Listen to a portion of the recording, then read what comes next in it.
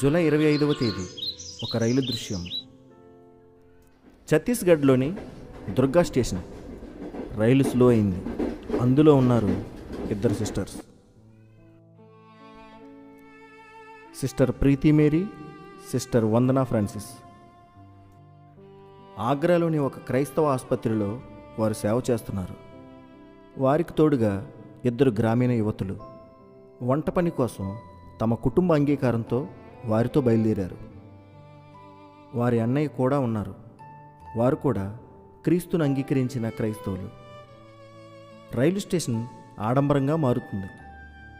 ప్రయాణం సాధారణంగా సాగుతుందని భావించారు.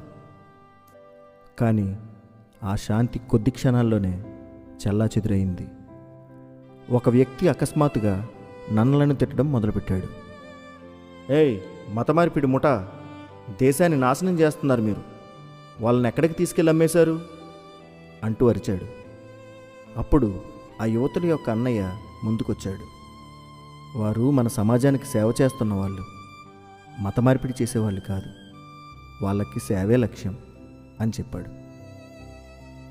మెదులుతున్న గందరగోళం శబ్దం. కానీ ఆ గొడవ పెరిగింది. నన్నలు మౌనంగా ఉండి చివరికి టికెట్ కలెక్టర్ దగ్గరకు వెళ్ళి ఫిర్యాదు చేశారు.